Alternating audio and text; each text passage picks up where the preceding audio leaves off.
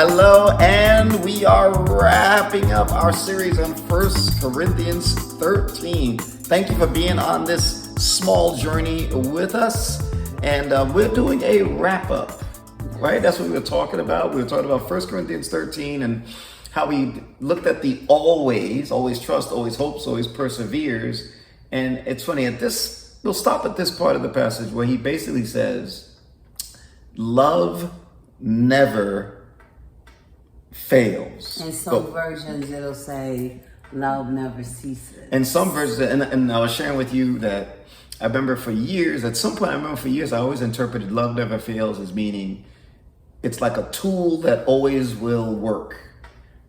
You know, like if you want to get things done in life, try love. It really works very effectively. But actually the context, he's using the word cease, like it doesn't stop. Love is the thing that after all is said and done, it's the only thing that's going to matter, be around. It's eternal. It's the thing it's the main thing. So it ain't going anywhere, you know.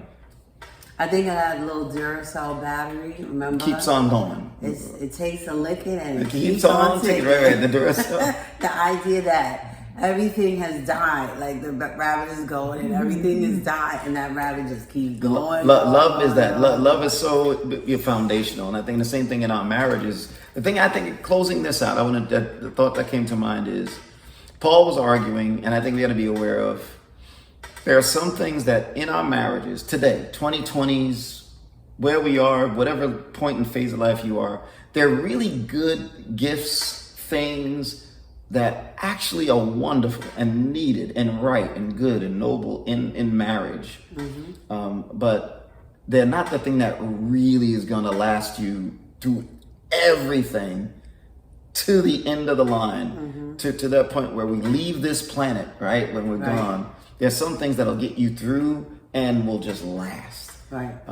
I think the thing that I see, one of the biggies that I think we rely on, especially in our church culture, like two big things I see. One is commitment, and we are good. We need to be committed. That's the problem with the world. People aren't committed to marriage. Everybody wants to just drop it in like a bad habit real quick, minute there's a problem. But I think we're good at, we meaning our church culture. We're not going anywhere. A good portion of, look, there's a conviction. We're not going anywhere. We're here. We're committed. We know what commitment means. And then the other one I was thinking of though was talk. We are excellent at talking.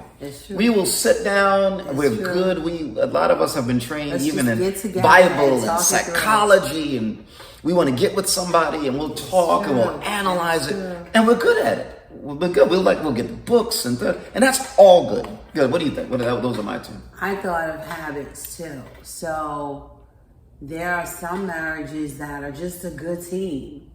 They're a good team. They've done a good job of working together, lifting each other up, raising their kids, running their household. But that doesn't mean that in all of that teamwork, there's necessarily love.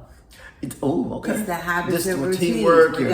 We run a you're tight good. ship. You guys are good. Things are stable and the like. Right. You run a tight ship. That could be us.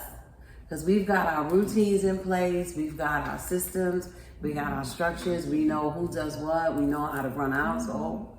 But we still have to make time for check-ins to be connected. We can't rest on that alone. But we can do that, right, for weeks.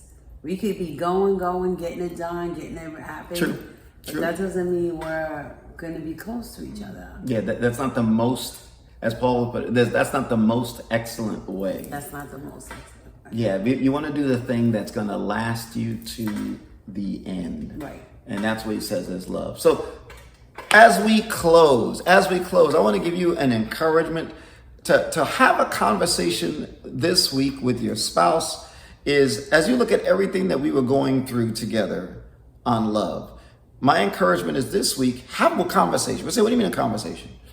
Have some time. It could be 15 minutes, 20 minutes, where you just ask this question. What stood out to you the most about this whole series or this whole idea of 1 Corinthians 13 love being lived as the most important thing?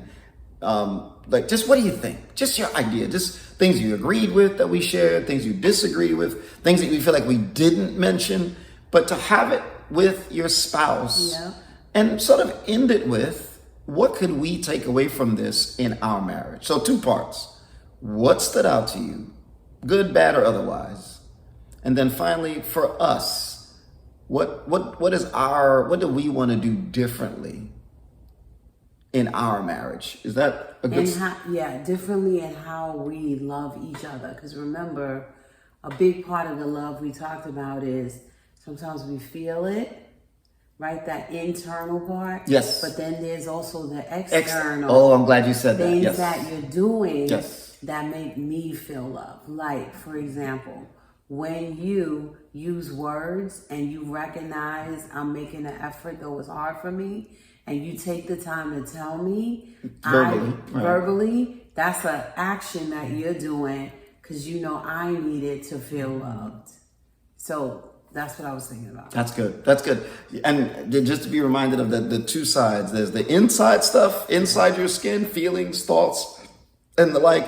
And then there's the things you actually do that you can see from the outside. Right. Just to make sure you make there's a distinction. Right. But talking about this week, it could be a very, very helpful conversation.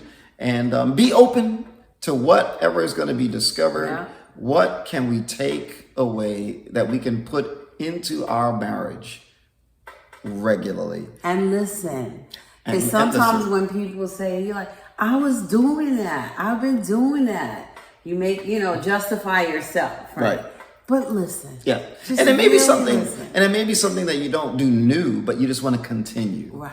One great way to have this conversation is, I remember somebody once said this, it says always walking away from something you learn with something you want to start, or, again, his word is or, something you want to stop, or something you want to continue to do because it's really good. That's good. Either one of those, start, stop, or continue. But talk it through. Don't assume it. Talk it through with your spouse this week. That's good. And let me know. Let us know. You can, wherever you want to let us know, just how it went. And until we see each other again, This has been great. this has been great.